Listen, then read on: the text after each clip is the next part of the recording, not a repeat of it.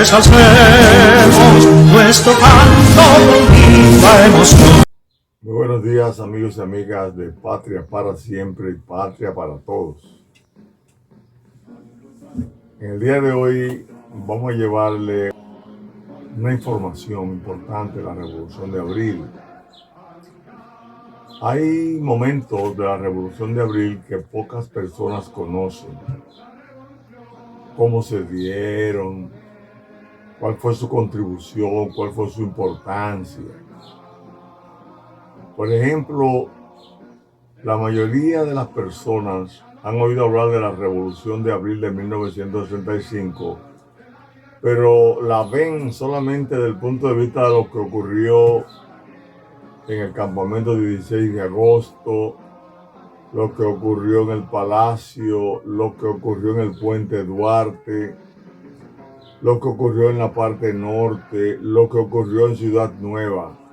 Pocas veces se ha hablado de lo que ocurrió en San Pedro de Macorís en la Revolución de Abril de 1965.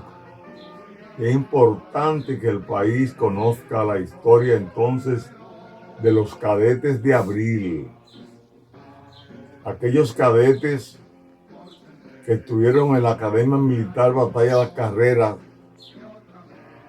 básicamente también se manifestaron los cadetes de la Academia Naval de la Marina de Guerra, pero en el día de hoy le voy a narrar exactamente lo que ocurrió en la Academia Militar Batalla de las Carreras, aquella academia donde el coronel Rafael Tomás Fernández Domínguez fue director, y estando como director forma el movimiento Riquillo con 12 maestros militares, instructores militares.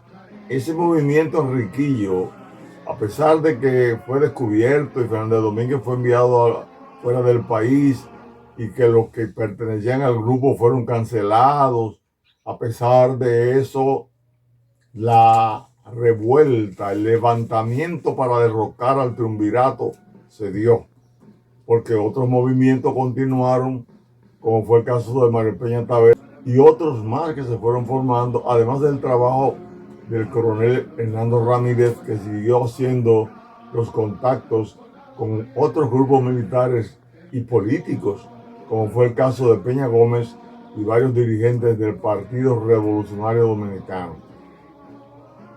El movimiento por derrocar al triunvirato estalla el 24 de abril. Ya el 25 se había derrocado el gobierno del triunvirato, gobierno de facto, gobierno que surge como consecuencia del golpe de Estado del profesor Juan Bosch. La Academia Militar Batalla de las Carreras guardaba en su seno los recuerdos del coronel Rafael Tomás Fernández Domínguez, que había sido su director, el director de esa academia, y de los oficiales que eran muy reconocidos por su capacidad, por su rectitud, por su disciplina. Entonces, cuando entramos a la academia, nos encontramos con el recuerdo de aquellos oficiales. Siempre se mencionaba de alguna manera, siempre se conversaba en los pasillos, en algún lugar, los que teníamos más cercanía, acerca de los afanes que ellos tenían por llevar a cabo una lucha contra ese gobierno que era el gobierno del triunvirato. El día que estalla la revolución, recuerdo que me habían dado permiso para salir de la academia antes que los demás cadetes, porque me había dado una fiebre muy alta y fuimos al hospital de San Isidro y no había medicina ni para la gripe. El oficial médico de allá, Musa Matar Tuma, nos concedió o nos diligenció un permiso para que comiéramos primero y saliéramos temprano y pasáramos por su clínica a buscar la medicina. Como estábamos en libertad ese día, en el caso nuestro, pues cuando iba bajando la escalera de la academia, viene un oficial vestido de chamaco, de faena, apellido González González, que recién se había graduado en la academia el año anterior y me dice: cadete, devuélvase, que hay problema en la capital. Bueno, él no me da explicaciones, porque cadete no se da explicaciones así. Yo obedezco orden y me devuelvo a quitar la ropa. Cuando llego al pasillo, oigo ya el murmullo de los compañeros. Y cuando miro para el casino, veo que hay muchos con raditos en los oídos, y algunos alegres. Entonces, sin cambiarme la ropa del traje de gala que usábamos, el lobo gris, subo al casino y me encuentro con muchos brincando, contentos, porque se habían levantado un grupo de militares en contra del triunvirato. Rápidamente voy y me cambio la ropa. Me puse la ropa de caqui. Cuando volví estaban todos contentos allá arriba. Otra vez seguimos. El fin es que el oficial del día, que era el capitán J. Arismendi, nos baja del casino, nos forma y nos dice que había que controlar las emociones, etcétera, que éramos militares, que a partir de ese momento guardáramos total discreción. Bueno, esa tarde fue una tarde donde los que tenían mejores relaciones se fueron uniendo unos con otros. La tarde del 24 de abril. Entonces en la tarde se comenzaron a oír llamados.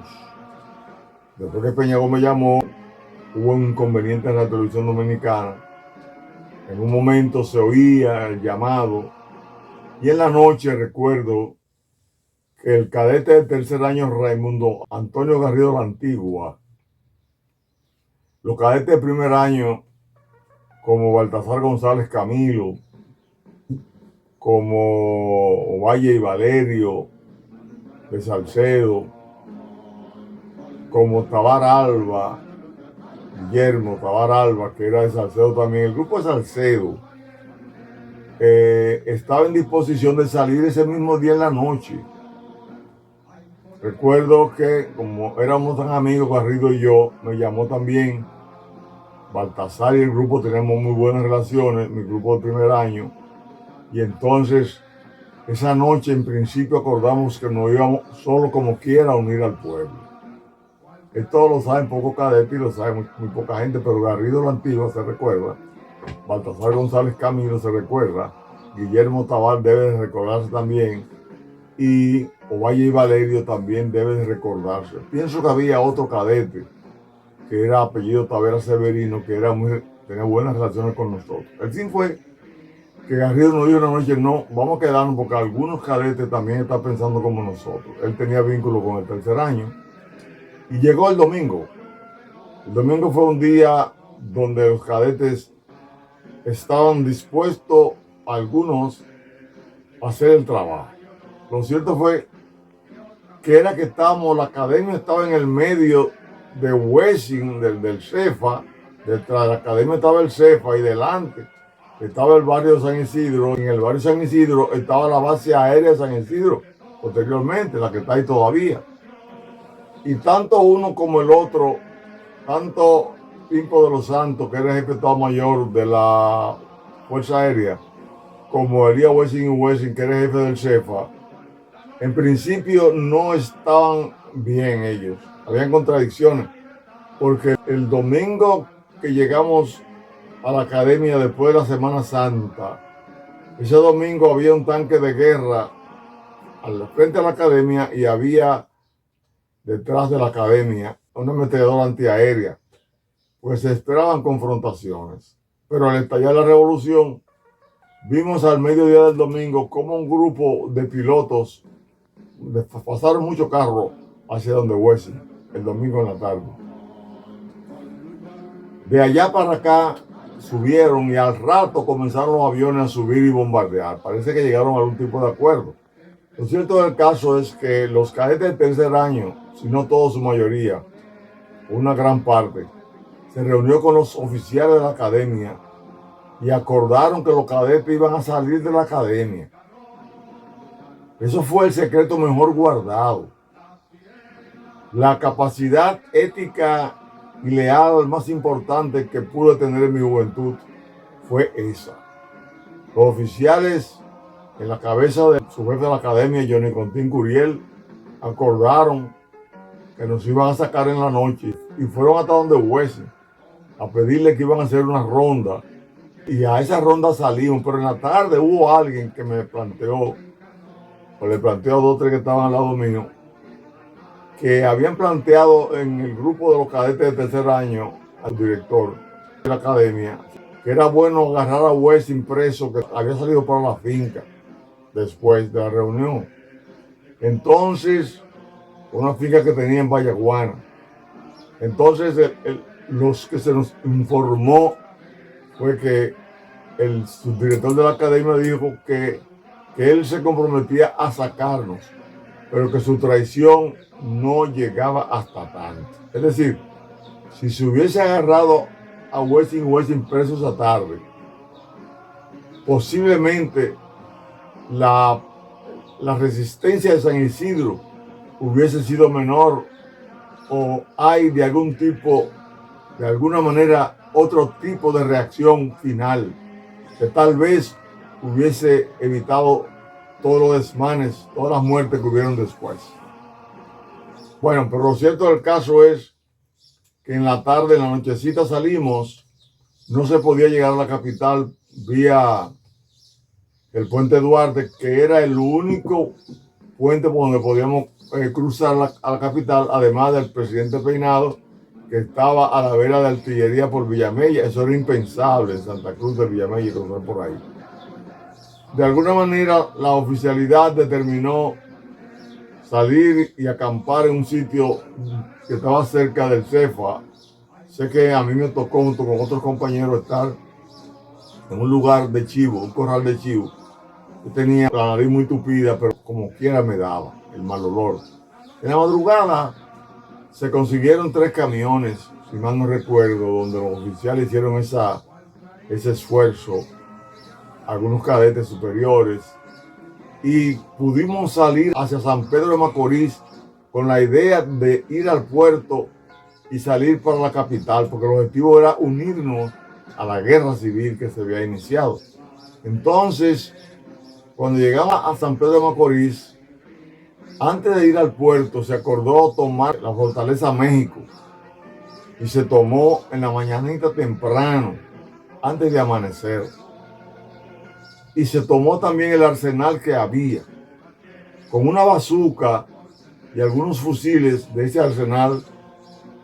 Agarrido de la Antigua, que era el cadete con el cual yo tenía las relaciones y mis compañeros para estar juntos en todo momento, se logró ir a la entrada del Ingenio Consuelo, si mal no recuerdo, que era que se llamaba, antes del puente del río Iguamo, y se puso una avanzada ahí, porque si los tanques venían, había que hacerle frente. Bueno, ¿cómo le íbamos a hacer frente? Teníamos una bazuca, tal cosa, y a nosotros se nos ordenó ir por el monte a ver si los tanques venían. Nos acostábamos en el suelo, como habíamos aprendido, ponerle los oídos en la tierra.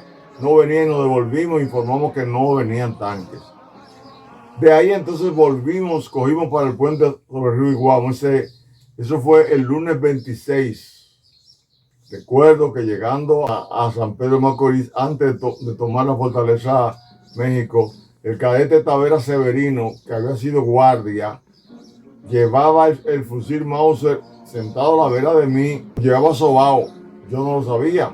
Lo cierto es que cuando íbamos a bajar se escapó un tiro, que pienso que todavía retumba en el oído. Bueno, nos fuimos allá, se hizo el trabajo, nos quedamos en el puente. Cuando el pueblo de San Pedro de Macorís se dio cuenta ese lunes 26 que los cadetes estaban defendiendo al pueblo, comenzaron a bajar mucha gente de San Pedro de Macorís a llevar sándwich, a llevar tanques con refresco, agua. La gente estaba como que era una fiesta.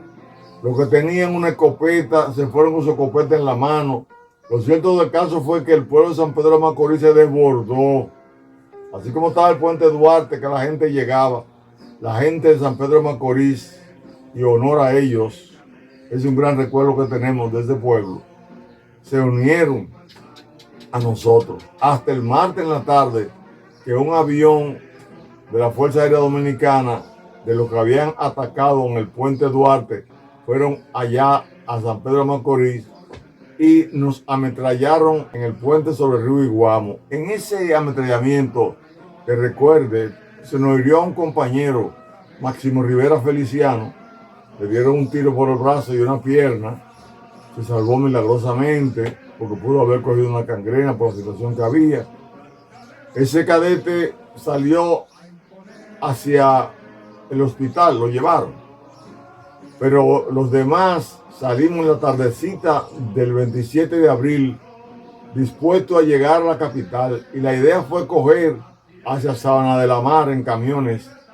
En Sabana de la Mar tomar 2 o 3 barquitos de los que cruzaban de Sabana de la Mar a Samaná, y en la noche cuando íbamos atravesando hacia Samaná, el capitán J. Arimendi, que iba en el primero de las embarcaciones, le dijo al que estaba capitaneando esa embarcación que doblara hacia Sánchez porque nos podían estar esperando en Samaná. Recuerdo eso porque estaba la vera de él ahí. Doblamos hacia Sánchez y en Sánchez se tomó sin problema el puerto de Sánchez. Había un solo marino que se rindió.